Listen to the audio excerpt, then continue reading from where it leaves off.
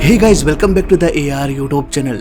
और 29 October 2018 Soekarno Hatta international airport, Jakarta, Indonesia. समय सुबह के 6:20। बोइंग 737 मैक्स 8 का एक विमान इसी एयरपोर्ट से उड़ान भरने की तैयारी कर रहा था। इसे लाइन एयर ऑपरेट कर रही थी। Call sign flight 160। ये बिल्कुल ही नया प्लेन था। बस 2 महीने पहले ही लाइन एयर ने इसे खरीदा। ये प्लेन करीब 800 घंटों तक उड़ान भर चुका था। इसके बाद इसे मेंटेनेंस के लिए भेज दिया गया, क्योंकि इस प्लेन में काफी शिकायतें आ रही थी। मेंटेनेंस में लाइन एयर के AOA यानी कि एंगल ऑफ अटैक सेंसर को बदला गया, लेकिन बिना कैलिब्रेशन के ही वापस लाइन एयर को सौंप दिया गया। और लाइन एयर ने क्रॉस चेक भी नहीं किया कि एंगल ऑफ अटैक सेंसर सही से काम कर रहा है या नहीं। ये सेंसर आगे चल के बहुत दिक्कतें खड़ी करने वाली थी। इस प्लेन को एक भारतीय कैप्टन भाईवे सुनेजा उड़ा रहे थे। ये 31 वर्ष के थे। इनके पास 6028 फ्लाइट आवर का एक्सपीरियंस था। वहीं फर्स्ट ऑफिसर हरवीनो थे। इनकी उम्र 41 वर्ष थी। 5100 फ्लाइट आवर का एक्सपीरियंस था इनके पास। प्लेन में 181 पैसेंजर्स और 8 क्रू मेंबर्स सवार होने लगे। इस प्लेन को जकार्ता से पिनांग जाना था। 6:20 ATC ने टेक ऑफ क्लियरेंस दे दिया। अब प्लेन रनवे पर रन करते हुए टेक ऑफ कर गया।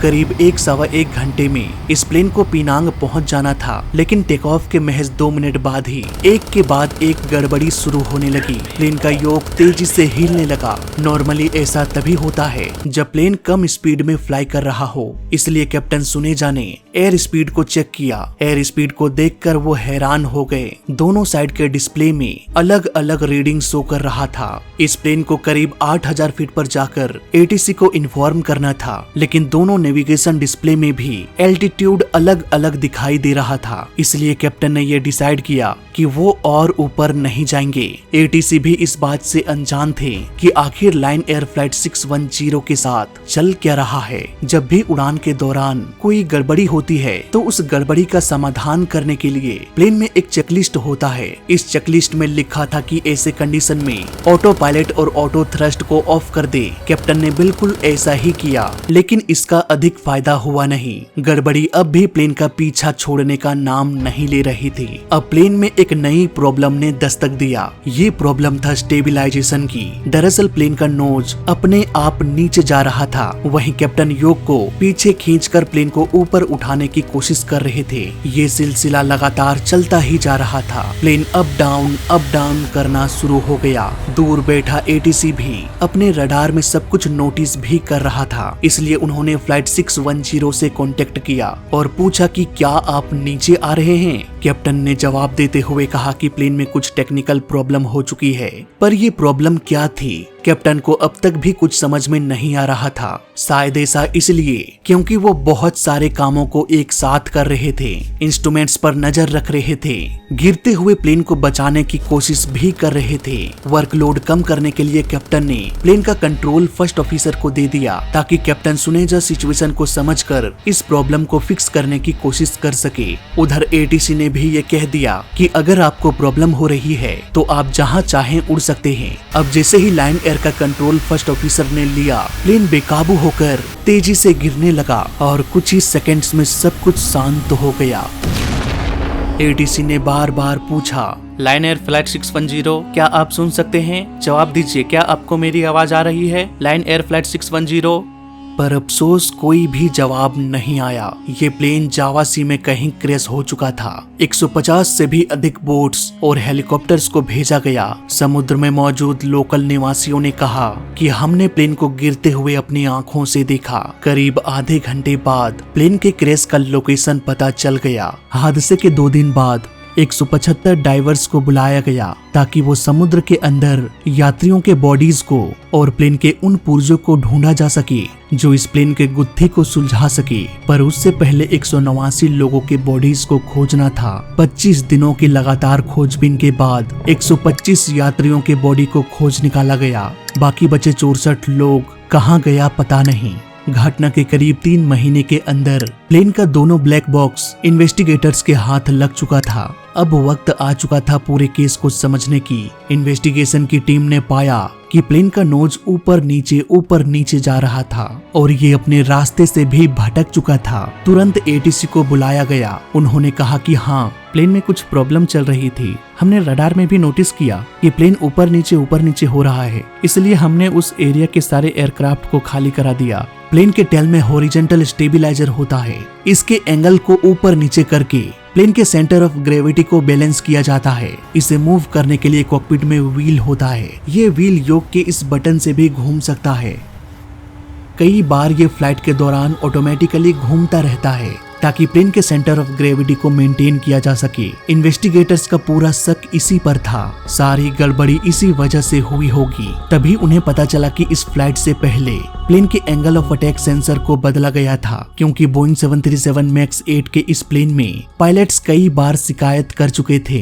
प्लेन अपने आप नीचे जाने लग रहा था। इसी के रिस्पॉन्स में एंगल ऑफ अटैक सेंसर को बदल दिया गया। ये सेंसर एयर स्पीड के साथ साथ एल्टीट्यूड की भी जानकारी देता है। यही वजह है कि लाइन एयर फ्लाइट 610 में रॉन्ग एयर स्पीड के साथ साथ रॉन्ग एल्टीट्यूड भी शो कर रहा था। लेकिन ये इतनी बड़ी प्रॉब्लम नहीं थी कि प्लेन क्रैश हो जाए। ये तो वही बात हो गई कि आपका बाइक 40 की स्पीड में चल रहा है, लेकिन बाइक का स्पीडोमीटर खराब होने की वजह से कभी वो 50 तो कभी 55 शो कर रहा है। तो क्या इसका मतलब ये है कि बाइक एक्सीडेंट कर जाएगा? वेल, बिल्कुल नहीं। इसी तरह फ्लाइट 610 का क्रैश होना ऑलमोस्ट इम्पॉसिबल था। यहाँ पर कैप्टन सुनेजा ने ऑटो पायलट और ऑटो थ्रोटल को ऑफ कर दिया ताकि ऑटो पायलट गलत जानकारी के साथ प्लेन को ना उड़ा सके।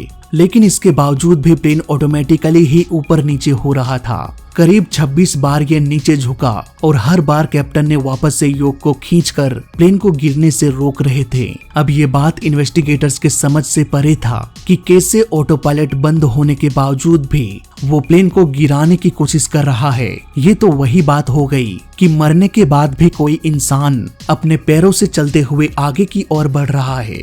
जाहिर सी बात है ऐसा होना नामुमकिन है, लेकिन फिर भी इन्वेस्टिगेटर्स के सामने हो रहा था। अब इन्वेस्टिगेशन की टीम ने मेंटेनेंस में भी छानबीन किया। यहाँ पर उन्हें पता चला कि एंगल ऑफ अटैक सेंसर को बदला तो गया, पर उसे कैलिब्रेट किया गया या नहीं, इसका कोई रिपोर्ट नहीं मिला।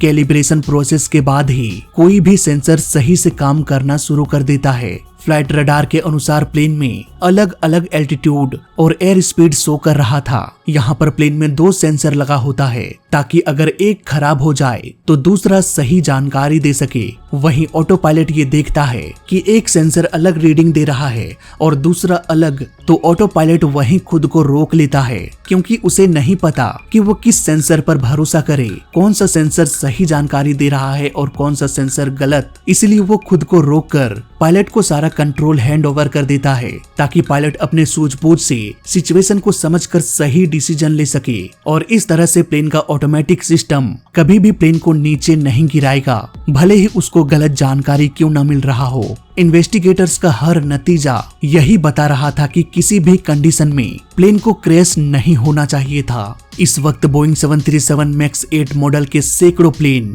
हवा में उड़ान भर रहा था। क्या उनमें भी ऐसी कोई प्रॉब्लम हो सकती है? इस बात का पता लगाने के लिए कई सारे पायलटों से पूछताछ किया गया जो सेम मॉडल का प्लेन उड़ाते थे। यहाँ पर उन्हें एक चौंकाने वाली जानकारी मिली। इसी मॉडल का एक प्लेन फ्लाइट 43 में भी कुछ ऐसा ही हुआ। फ्लाइट 43 के पायलट ने कहा कि नेविगेशन डिस्प्ले गलत जानकारी दे रहा था। बहुत सारे अलार्म बजने लगा और प्लेन नीचे की ओर गिरने लगा। इवन हमने ऑटो पायलट को भी ऑफ कर दिया था। कुल 34 बार प्लेन का ऑटोमेटिक सिस्टम फ्लाइट 43 को गिराने की कोशिश किया। हमने तो एटीसी को पेन कॉल भी किया, लेकिन ये प्रॉब्लम सिर्फ एक बटन को प्रेस करने से सॉल्व हो गई। मैंने ट्रिम स्विच को ऑफ कर दिया जो प्लेन के सेंटर ऑफ ग्रेविटी को बैलेंस करता है। इसके बाद मुझे कोई भी प्रॉब्लम नहीं आई। मैंने फ्लाइट को भी जारी रखा। पर क्या ये ट्रिम स्विच इतना आक्रामक हो सकता है कि पायलट्स के कमांड के खिलाफ जाकर प्लेन को इस तरह से गिरा दे? ये बात इन्वेस्टिगेटर्स के समझ से परे था। इसलिए उन्होंने बोइंग के इंजीनियर्स को बुलाया जिसने इस प्लेन को बनाया था। 2 दिनों के अंदर ही इंजीनियर्स के टीम हाजिर हो गए। उन्होंने सब कुछ समझने के बाद कहा कि हो सकता है ये एमकेएस की वजह से हुआ। सारे इन्वेस्टिगेटर्स ने हैरानी से पूछा, एमकेएस वो क्या होता है? हमने तो पूरे एविएशन कैरियर में इसका नाम भी नहीं सुना। अब यहाँ पर बोइंग के इंजीनियर्स ने एक छोटी सी कहानी सुनाई। बोइंग 737 हमेशा से एक पॉपुलर मॉडल था जिसमें कई सारी मॉडिफिकेशंस किया गया, जैसे कि लैंडिंग व्हील को छोटा करना। अब यहाँ इसे टक्कर देने के लिए एयरबस ने A320 नियो को लॉन्च किया, जो एक बेहतरीन प्लेन होने के साथ साथ फ्यूल इफिशियंसी में भी काफी अच्छा था। इसलिए बोइंग ने भी 737 मॉडल को फ्यूल इफिशिएंट बनाने के लिए इंजन को चेंज करके बड़े इंजन लगाने का फैसला किया। लेकिन यहाँ दिक्कत ये हो गई कि छोटे लैंडिंग व्हील्स की वजह से प्लेन का ग्राउंड क्लियरेंस ऑलरेडी बहुत कम था। इसलिए उन्होंने नए इंजन को प्लेन के विंग्स में थोड़ा आगे करके फिट कर दिया। इंजन के फिटिंग के बाद इस प्लेन में एक समस्या हो गई। ये प्लेन कम स्पीड में, खासकर टेक ऑफ करते समय इसका नोज ऊपर उठने लग रहा था। प्लेन के सेंटर ऑफ ग्रेविटी में थोड़ी गड़बड़ी हो गई। इस प्रॉब्लम को सॉल्व करने के लिए बोइंग ने एक सॉफ्टवेयर को इंस्टॉल किया जिसका नाम था MCAS। इस सॉफ्टवेयर का काम था कि अगर प्लेन का नोज अधिक ऊपर जा रहा है तो ये उसे नीचे ले आएगा। इसके लिए वो स्टेबिलाईजर का यूज करेगा, लेकिन इसमें बहुत सारी खामी थी। प्लेन का कोई भी सिस्टम जो प्लेन को कंट्रोल करने के लिए बना होता है उसे हमेशा 2 सेंसर से कनेक्ट किया जाता है, ताकि अगर एक फेल हो जाए तो दूसरे के मदद से प्लेन को कंट्रोल किया जा सके। अगर दोनों में गड़बड़ी हो जाए तो खुद को शट डाउन कर ले। लेकिन बोइंग के MCAS सिस्टम को सिर्फ एक एंगल ऑफ अटैक सेंसर से कनेक्ट किया गया था, और ये एविएशन के रूल के खिलाफ है। MCAS नाम की कोई तकनीक बोइंग 737 मैक्स 8 में मौजूद है। इसके बारे में किसी भी पायलट को पता नहीं था। उन्हें ये भी नहीं पता था कि अगर ये एक्टिवेट हो जाता है तो इसे कैसे बंद किया जाए। इसके अलावा चेकलिस्ट में भी MCAS के बारे में कोई भी जानकारी नहीं लिखी गई थी। जब बोइंग से इस बारे में पूछताछ किया गया तो उन्होंने कहा कि इसे पायलट के द्वारा कंट्रोल नहीं किया जा सकता था, इसीलिए पायलट्स को इसके बारे में जानकारी नहीं दिया गया।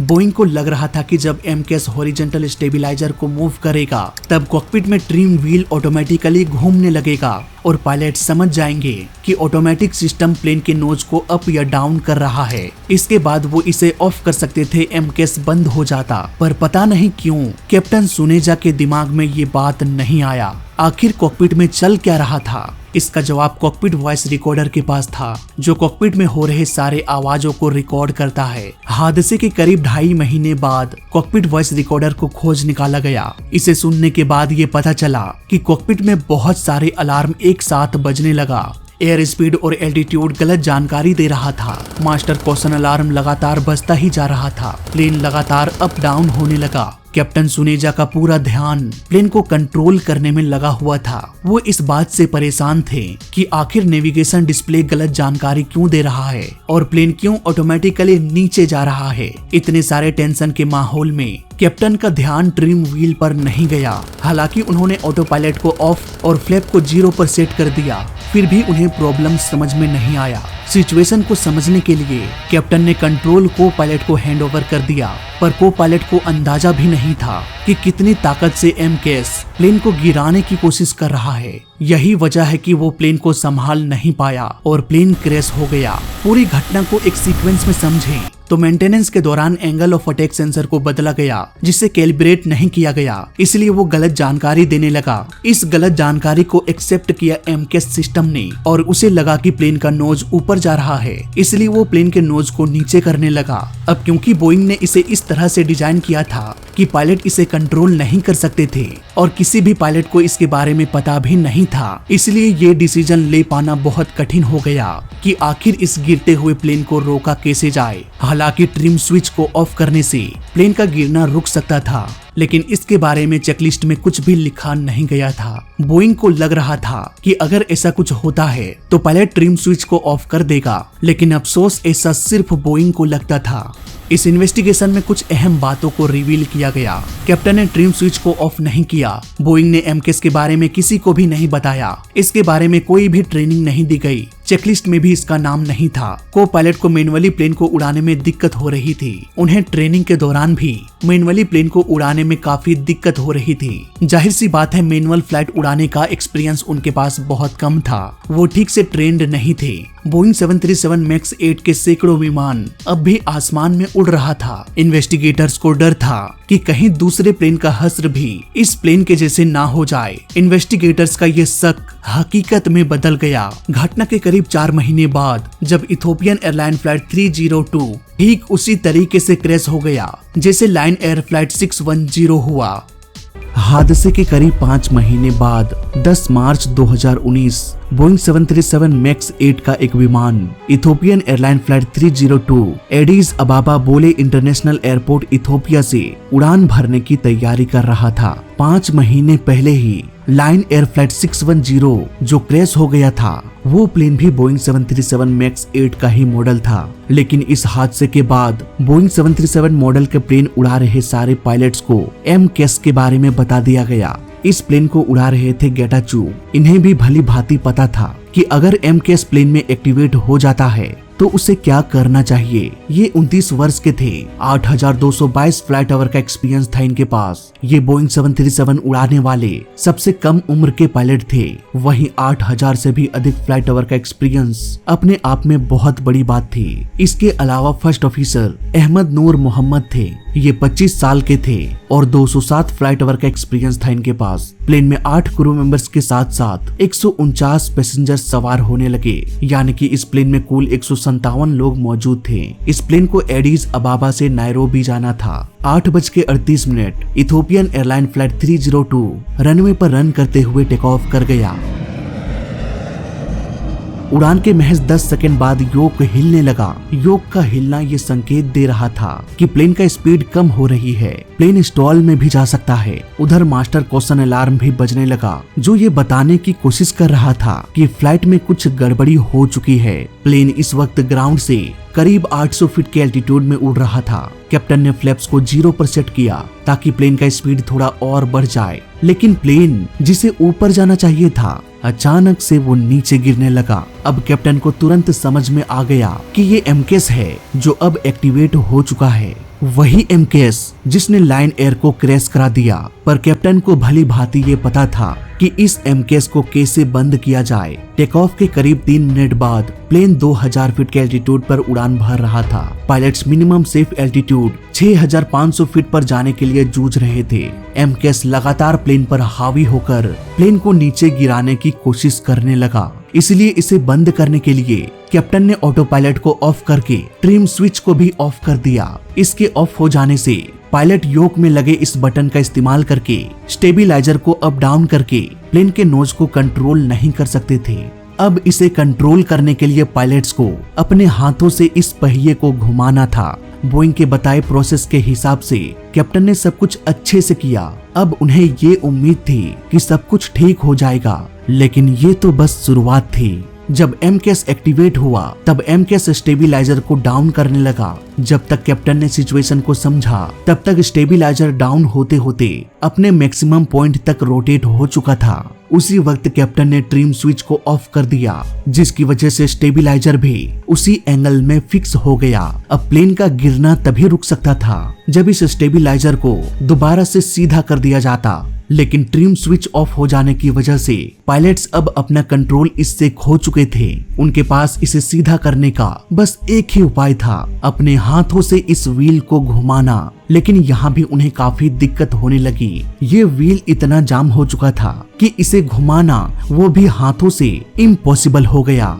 कैप्टन ने हर वो पॉसिबल तरीका अपनाया जिसे बोइंग कंपनी ने कहा था, पर बोइंग की सारी बातें धरी की धरी रह गई। कैप्टन के पास प्लेन को बचाने का अब एक ही रास्ता था, एक ऐसा रास्ता जो एक सिक्के के 2 पहलू जैसा था। या तो जिंदगी मिलती या फिर मिलती मौत। कैप्टन ने वापस से ट्रिम स्विच को ऑन कर दिया ताकि योक का इस्तेमाल करके स्टेबिलाईजर को सही पोजीशन में लाया जा सके।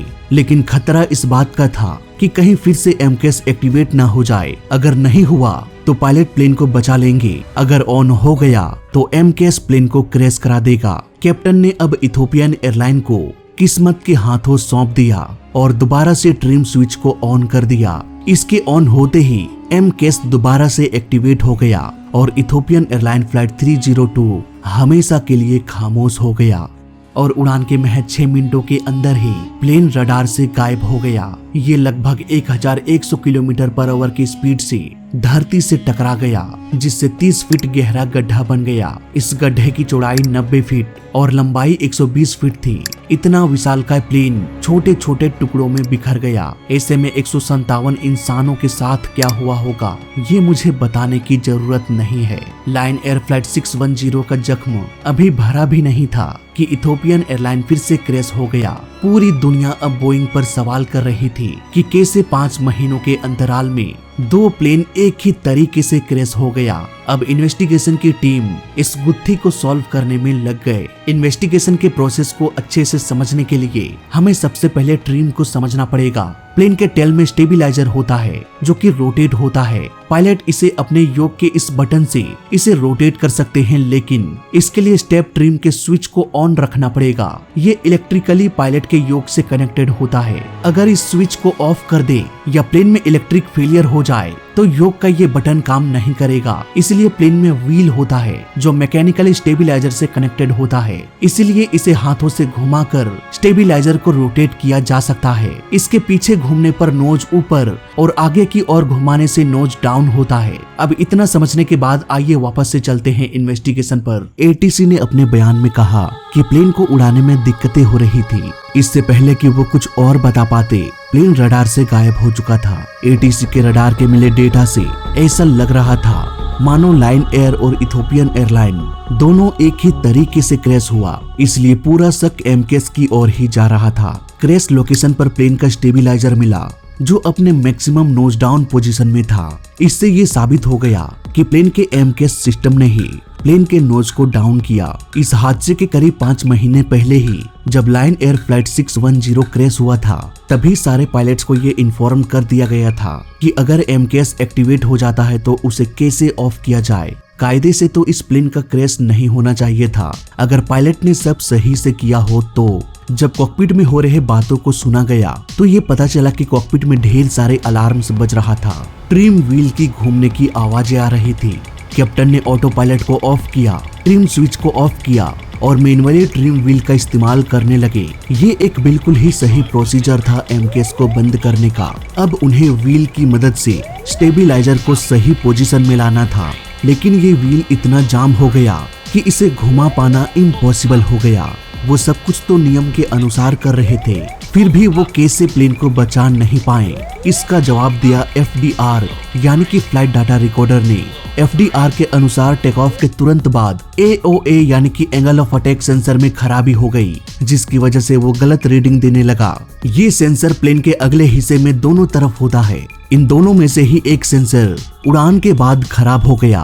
5 महीने पहले हुए लायन एयर के क्रैश में भी सेंसर गलत रीडिंग दे रहा था क्योंकि उसके मेंटेनेंस में गड़बड़ी की गई थी, पर इथोपियन एयरलाइन का मेंटेनेंस एकदम क्लीन था। इन्वेस्टिगेटर्स ये मानते हैं कि इथोपियन एयरलाइन का सेंसर टेक ऑफ के बाद खराब हुआ। मे भी टेक ऑफ के दौरान ये कोई पंछी से टकरा गया होगा और घायल सेंसर ये बताने लगा कि प्लेन का स्पीड कम हो गया है, जबकि ऐसा था नहीं। प्लेन अपने मैक्सिमम टेक ऑफ थ्रस्ट पर था। सेंसर के द्वारा लो स्पीड की गलत जानकारी की वजह से कंप्यूटर को लगा कि प्लेन स्टॉल में चला जाएगा, इसलिए वो योक को हिलाने लगा और मास्टर कॉशन अलार्म को भी बजा दिया। यहीं पर कैप्टन से अनजाने में गलती हो गई। उन्होंने फ्लैप को 0 करके ऑटो पायलट को ऑफ कर दिया।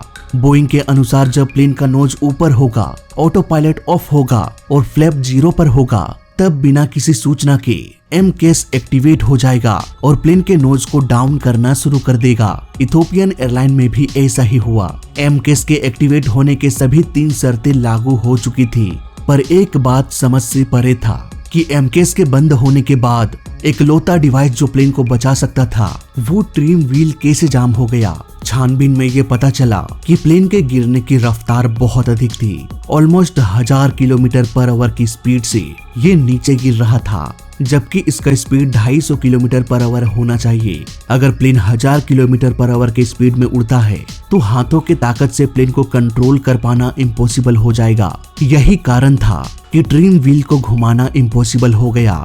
सारी गुत्थियों को सुलझाने के बाद एक सवाल अब भी अनसुलझा ही था सवाल ये कि प्लेन का स्पीड इतना कैसे बढ़ गया। इन्वेस्टिगेटर्स मानते हैं कि टेक ऑफ के वक्त इंजन का thrust lever maximum take off position यानी फुल पर होता है, क्योंकि टेक ऑफ करते समय अधिक पावर की जरूरत पड़ती है। लेकिन टेक ऑफ के बाद इसे ऑटोमेटिकली कम होकर क्लाइंबिंग थ्रस्ट पर आ जाना चाहिए था, लेकिन ऐसा हुआ नहीं। मे बी ऐसा खराब एंगल ऑफ अटैक सेंसर की वजह से हुआ होगा, क्योंकि प्लेन का ऑटो थ्रस्ट भी इसी सेंसर से डेटा लेता है। दोनों पायलट प्लेन को कंट्रोल करने में एमकेएस के जानलेवा टेक्नोलॉजी के साथ लड़ रहे थे, इसलिए उनका ध्यान थ्रस्ट पर गया ही नहीं, जो कि अपने मैक्सिमम पोजीशन पर था। अब क्योंकि प्लेन नीचे की ओर गिर रहा था, इसीलिए इसका स्पीड बढ़ता गया और 1000 किलोमीटर पर आवर के स्पीड को भी क्रॉस कर दिया। ऐसे में प्लेन के स्टेबिलाईजर पर हवा का दबाव इतना बढ़ गया कि स्टेबिलाईजर व्हील को घुमा पाना इम्पॉसिबल हो गया और इस तरह से इथोपियन एयरलाइन हमेशा के लिए खामोश हो गया।